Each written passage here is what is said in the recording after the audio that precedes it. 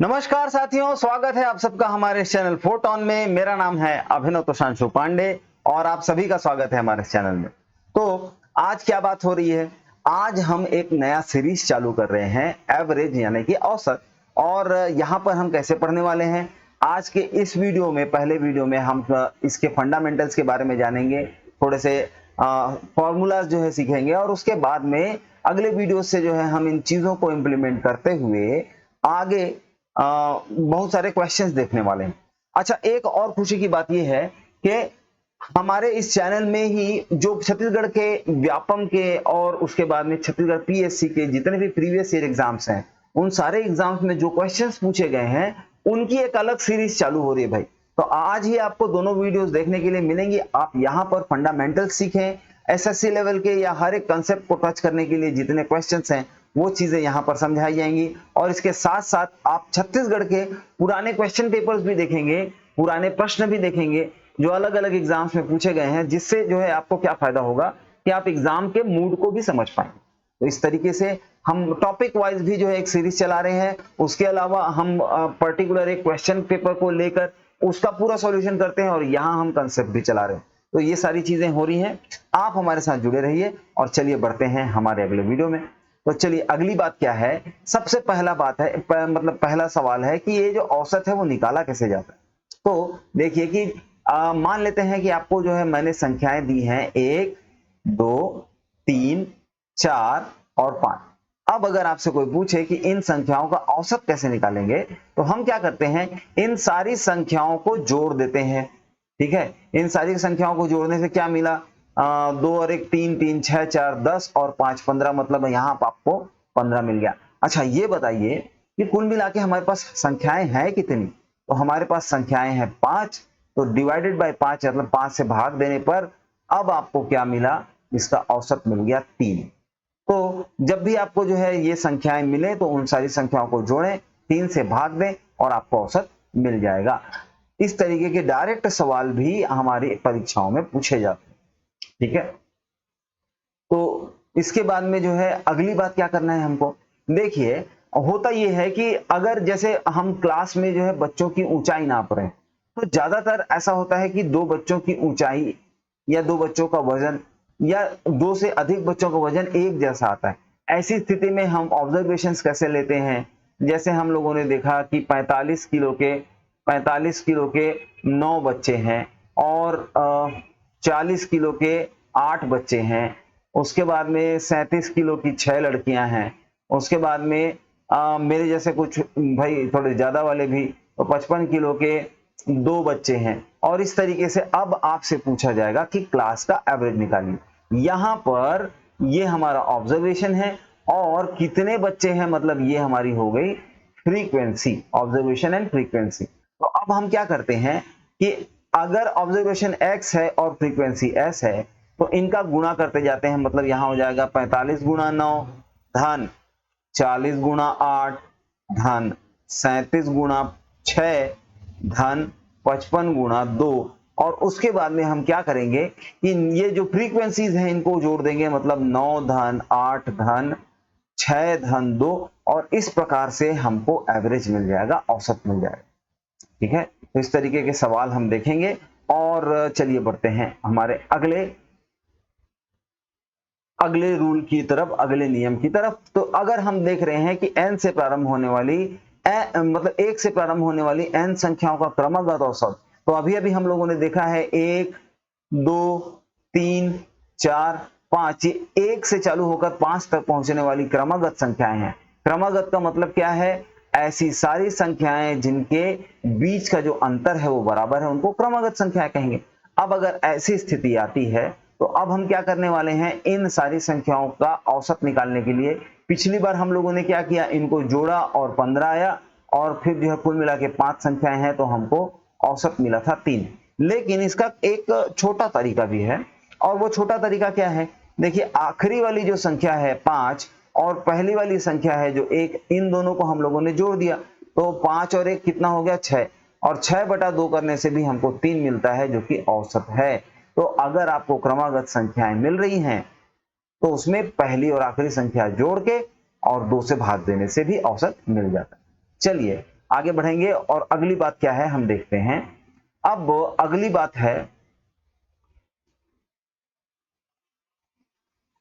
है कि अगर जो है वो संख्याएं वर्ग वाली संख्या हो, मतलब हमको 1 का वर्ग धन और 1 का वर्ग, 2 का वर्ग, 3 का वर्ग, 4 का वर्ग और 5 का वर्ग, इस तरीके से संख्याएं मिल गई, तब हम एवरेज कैसे निकालेंगे। देखिए 5 और 1 6, तो यहाँ पर जो है 6 हो जाएगा और गुणे में यहाँ पर 5 दूने 10 और 1 11 और पूरे का बटा 6, मतलब इस तरीके से हमको जो है एवरेज मिलेगा।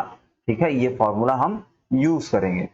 चलिए आगे बढ़ते हैं और हमारा अगली बात है कि घन वाली संख्याएं भी हैं, मतलब 1 का घात 3, 2 का घात 3, 3 की घात 3, 4 की घात 3 और 5 की घात 3। ऐसी स्थिति में हम कैसे एवरेज निकालेंगे। देखिए n की वैल्यू क्या हो गई, 5 हो गई।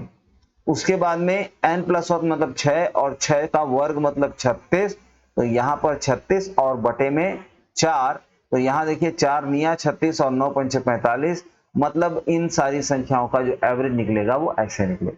ठीक है, तो ये बात हम लोगों ने समझ ली। एक एक करके और भी जो है जितने इसके रूल्स हैं ये सारी चीजें हम समझेंगे और उसके बाद में इसके जस्ट बाद जो आप वीडियो देखेंगे वहां पर हम इनको अप्लाई करके क्वेश्चन सॉल्व करना चालू कर देंगे।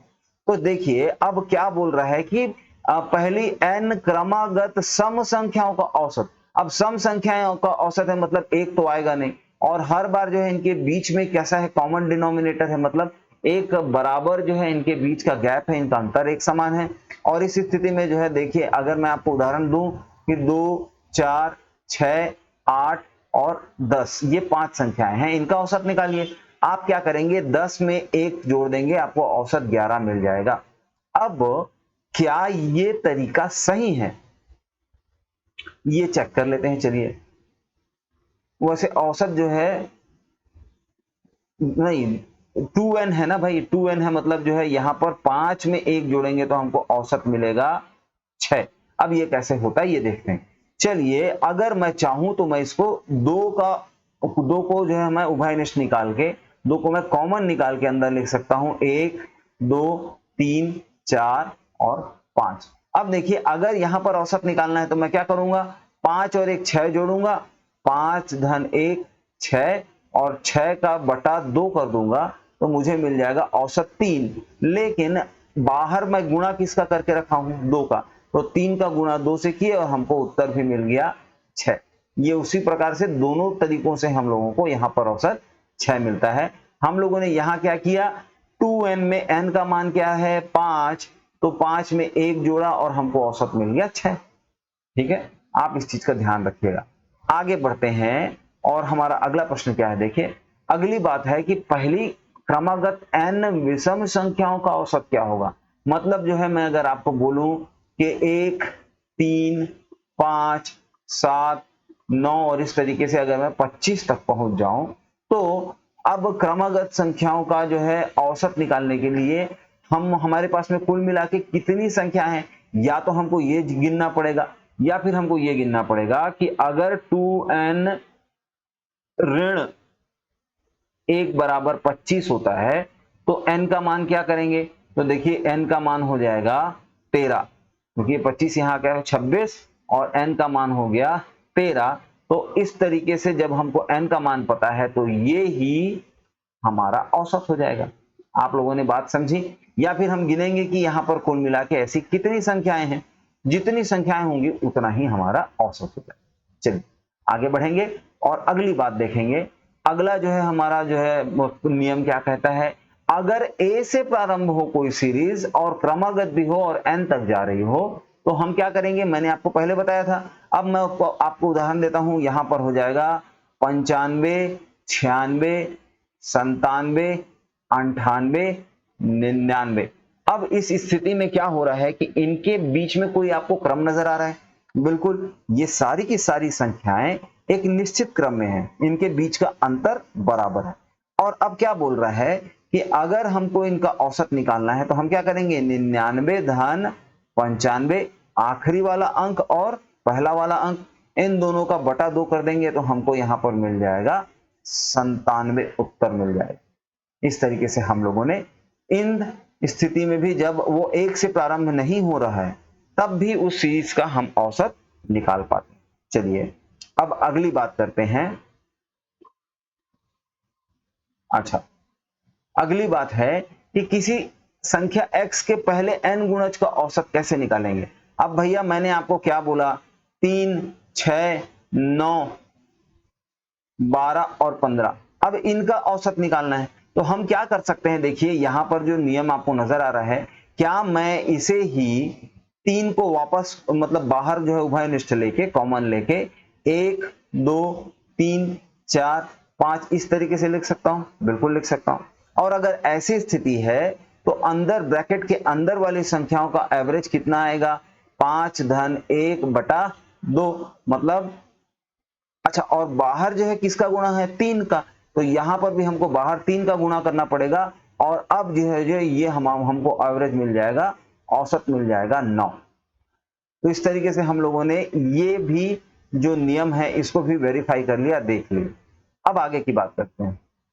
अगली बात क्या है कि अगर हमारे पास में दो अलग अलग सीरीज है, जैसे मैंने आपको कहा 1, 2, 3, नहीं चलिए दूसरी सीरीज लेते हैं, 1, 3, 5, 7, 9 ये 5 संख्याओं का, और दूसरी तरफ जो है हमारा जो एवरेज है वो है 2, 4, 6, 8 और 10 का।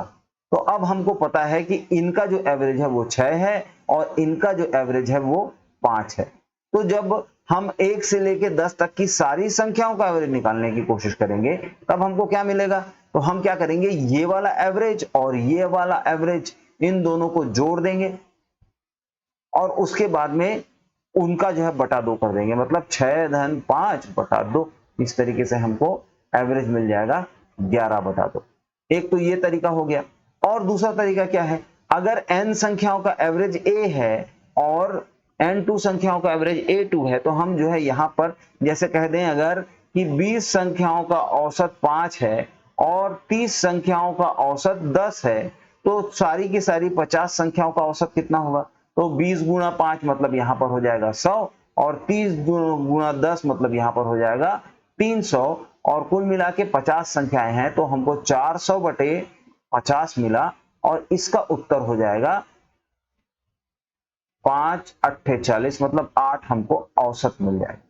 ठीक है, तो इस तरीके से हम लोगों ने आज जो है कुछ नियम सीखे, कुछ चीजें समझी और आगे भी जो है इसके ऊपर इसी के ऊपर बेसिस में जो है हम आगे के प्रश्नों को सॉल्व करते रहेंगे। आप हमसे जुड़े रहिए और अगर आपको इन सारे के सारे